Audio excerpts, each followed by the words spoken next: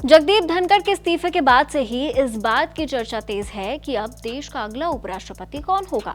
अब ये इंतजार जल्द ही खत्म हो जाएगा। उपराष्ट्रपति पद के लिए 9 सितंबर को मैदान में आमने सामने होंगे एनडीए के उम्मीदवार सीपी राधाकृष्णन और इंडिया गठबंधन के प्रत्याशी बी सुदर्शन रेड्डी।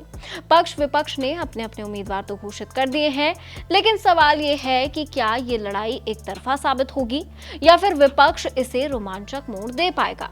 चलिए समझते हैं आंकड़ों के साथ। संसद के दोनों सदनों के निर्वाचित सदस्यों की कुल संख्या है 781। जीत के लिए किसी भी उम्मीदवार को चाहिए कम से कम 391 सांसदों का समर्थन। एनडीए खेमे में इस समय करीब 427 सांसद हैं, जिनमें 293 लोकसभा से और 134 राज्यसभा से हैं। विपक्षी इंडिया ब्लॉक के पास है 355 सांसद, 249 लोकसभा और 106 राज्यसभा से, जबकि करीब 130 सांसद किसी भी धड़े से नहीं जुड़े हैं और उनका वोट इस चुनाव का समीकरण पूरी तरह से बदल सकता है। आंकड़े साफ दिखाते हैं कि एनडीए के पास बढ़त है, लेकिन क्योंकि इस चुनाव में व्हिप लागू नहीं होता, क्रॉस वोटिंग भी मुकाबले को दिलचस्प बना सकती है।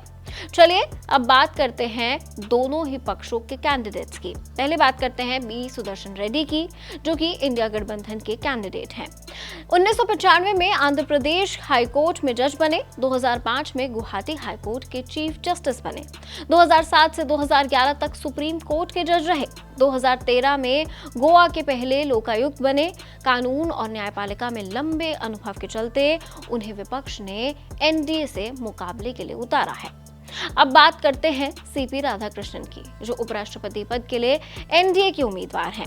फिलहाल महाराष्ट्र के राज्यपाल हैं, आरएसएस पृष्ठभूमि और तमिलनाडु के वरिष्ठ भाजपा नेता हैं। कोयंबटूर से 2 बार लोकसभा सांसद रहे, 2023 में झारखंड और 2024 में महाराष्ट्र के राज्यपाल का कार्यभार संभाला। गोंडार जाति से आते हैं, जो तमिलनाडु का एक प्रभावशाली ओबीसी समुदाय है। उनकी पहचान संगठन के भीतर एक सशक्त और भरोसेमंद नेता की है। खैर, आंकड़े बताते हैं कि एनडीए उम्मीदवार सीपी राधाकृष्णन के लिए जीत का रास्ता आसान दिख रहा है, लेकिन राजनीति की बिसात पर समीकरण हमेशा सीधे नहीं होते। विपक्ष द्वारा पूर्व सुप्रीम कोर्ट जज बी सुदर्शन रेड्डी को उतारना इस चुनाव को महज एक औपचारिकता बनने से रोकने की पूरी कोशिश है। अब देखना होगा कि 9 सितंबर को जब मतपेटियां खुलेंगी तो तस्वीर साफ होगी। क्या राधाकृष्णन एक तरफा जीत दर्ज कर पाएंगे या फिर सुदर्शन रेड्डी विपक्ष की ओर से कांटे का मुकाबला पेश कर पाएंगे? सवाल 9 सितंबर तक के लिए है, लेकिन आप इसके बारे में क्या सोचते हैं? आपकी राय कमेंट सेक्शन में शेयर कीजिए। देखते रहिए एबीपी लाइव।